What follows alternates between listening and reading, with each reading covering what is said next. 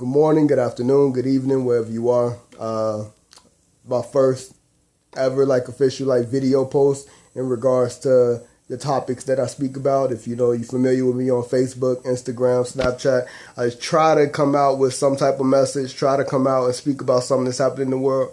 Maybe it's, I usually do topics, you might see me rant, you might see something lyrical, you might see something poetic or whatever it might be, and try to get something motivational as well. So you might see me writing the passages, and whether you like them, whether you see them, or whether you don't, I just want to get the message out there because I feel like it should be. But with that said, I'm just going to go ahead and speak on a topic that was actually inboxed to me on Facebook in regards to relationships.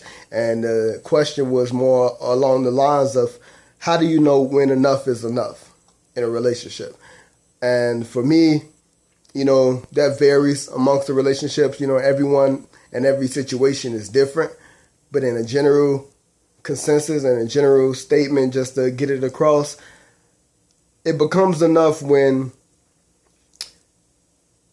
the good isn't there anymore, or the bad outweighs the good. Usually you want to look at, how the good outweighs the bad in a situation and try to even physically, write down these different things. Even if going to a counseling session, they'll have you write out the good things about a relationship, the bad things about a relationship, and there you go. But in a sense to where the bad becomes overwhelming, in a sense to where there's abuse, you never want to introduce abuse into a situation, because abuse, that really takes a toll upon your soul, and that's deep. And I'm not just talking about he put your hands on you, or you put your hands on him, because it's men and women alike.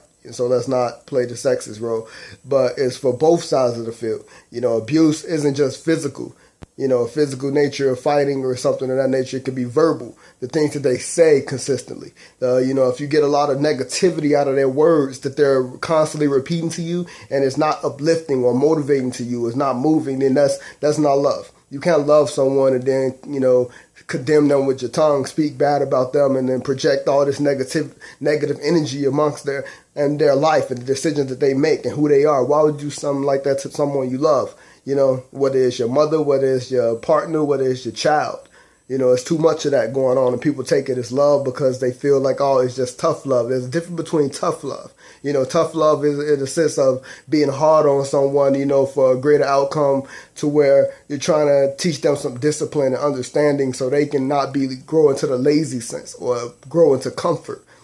But in a sense of just verbal abuse, looking down upon someone and frowning upon their actions and who they are and the struggles that they deal with, and you're playing upon that, which they already probably deal with enough. And you also have mental abuse. People can play with your mind. They can destroy your mind, fuck with your mind in many different ways, and that becomes abusive as well. So you have many stances of abuse, and anytime that's introduced into a relationship, by any means, if it becomes to the point where it's overwhelming, one, you should cut it off by all means. But, we are humans, so we do make mistakes, say some things we don't mean, or project some things we don't mean to project, act out in certain ways, whatever, and whether it's, motivated by, alcohol or the situation or anger or frustration or stress or depression or insecurities or lack of trust. It can be motivated by many different things. But when that becomes your relationship, when that becomes routine, when you're afraid to really talk to your partner, or when this person is going to go off because of this, at a certain level, you have to stop for yourself. And a lot of times, what gets to me and hurts me the most is when children are involved, because they become the victims. It's no longer about you and him or him and you. It becomes like the child, because they're watching. They're part of that struggle. They're part of what's going on with them, because they're becoming abused by the situation in itself. And that's what they grow up. That's the mentality that they feel. That's the things that they go through. And you honestly have to pay attention to that, because it's a circle. It gets broken down. When, that karma comes back, it might affect their life when no demons are projected, that bad negativity is projected. It can showcase down upon them, and that's not what you want by any means. So abuse, whenever that's in a situation, cut that out. Next, it will be probably in a sense of just love. You might love things about a person, and you really got to recognize the difference, because you can love so many things about a person, but being in love with someone and actually, loving that person is an entirely different thing. And, it's a growing process. Some people don't realize that relationships ever changing. You know what I'm saying? Like marketing, the marketing world is whatever, ever changing. Things are changing because fads change. Things change in the world. So relationships, that person changed. They grow every single day. You wasn't the same person you was from 13 to 16 or 16 to 18, 18 to 21. You're not going to be the same person going to 25, 27, 30, 40, 50, and so forth. You're going to change every day because you learn something new. You do something new. You make a new decision. You might make a new discovery about yourself, your body. You might incur different things in your life, hurdles, health battles, and things that might change and alter who you are. And that person that you're with, your partner, they have to take the time to actually get to know you all over again every single day. So what makes it a difference between love and then loving, things about a person? You love things about a person, those things begin to change. So that love begin to change. But see, if you love a person, whatever, you begin to grow and to adapt and to change with them, to grow with them, because you're growing together. So things that change on your end, that person already understands. They want to be a part of it. They make that commitment and bond to be there for you and be a part of that growth process. And so where you can expand, it can be different, and things change and develop for both of you guys. See, that's a major different play there. So you have to really, really think about that. So that's abuse, and then that's the whole growth. So if you have abuse in the situation, it's already going towards the fact that that's time, you need to consider packing up and leaving. If the growth stops, if the understanding, that stops, then it's another time where you need to really, really consider that. And then on top of that, insecurities and trust is very big up in the world. Like people have major insecurity issues, big time fucking trust issues. There's so many people out here that don't trust worth shit. People don't trust their own family half the time. And that's understandable to an extent because a lot of people are doing each other wrong. But at the same time, when you love someone, you have to trust like it's your first time trust. You have to get on the benefit of the doubt. You can't just be like, you have to earn my trust. Yeah, you have to earn trust, but at the same time, it's still going to be a choice whether you choose to trust someone or not.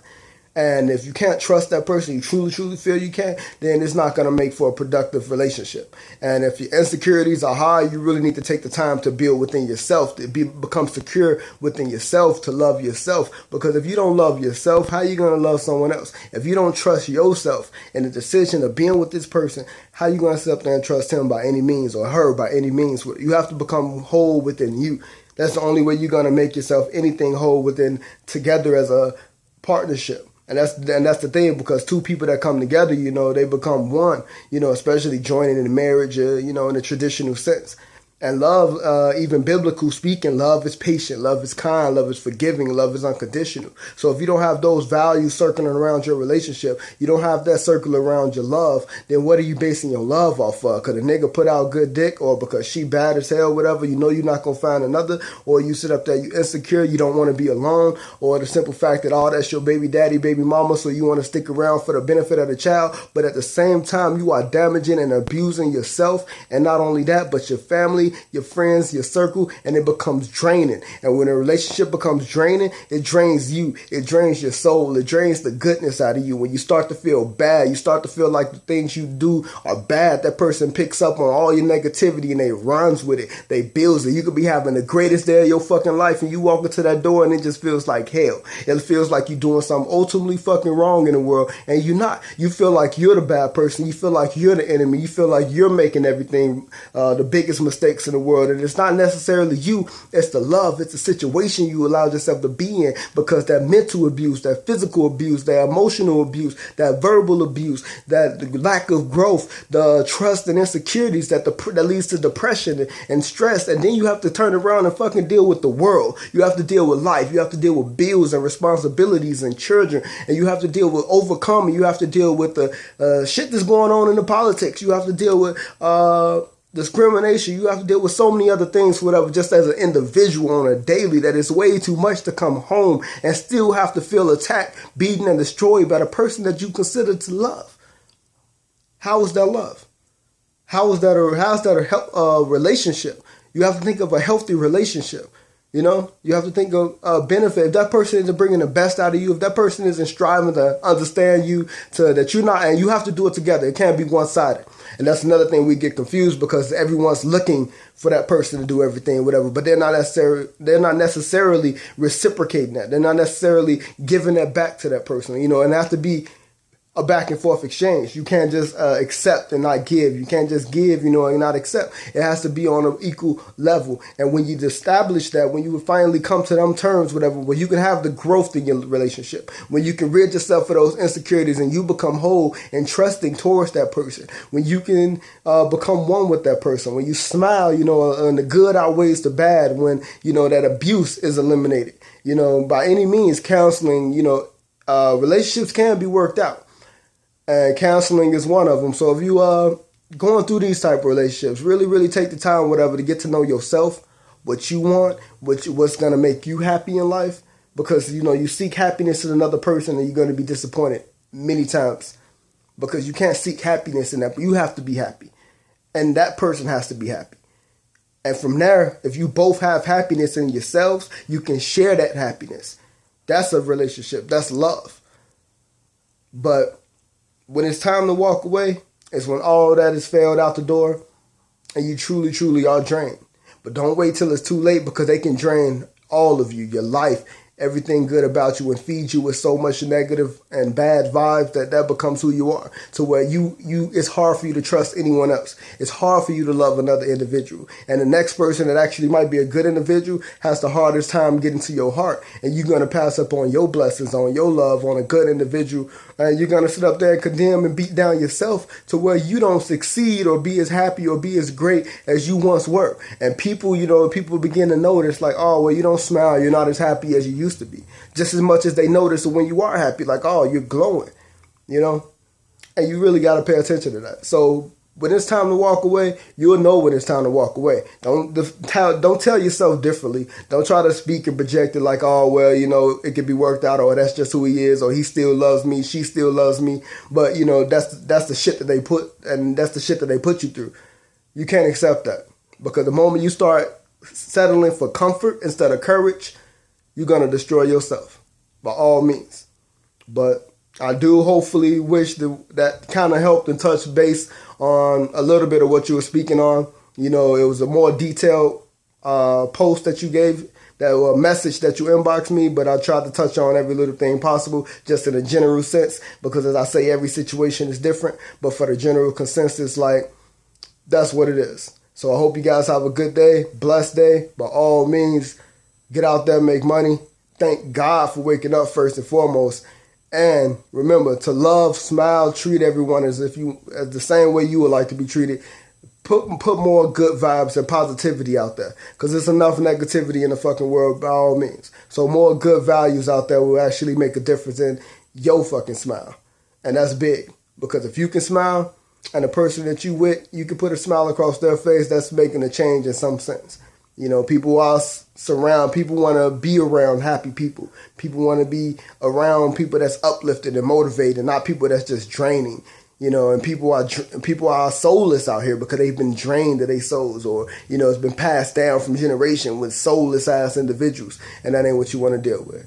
So I hope you all have a good and blessed day, and catch me next time with the next video. It's your boy. You guys have a good one.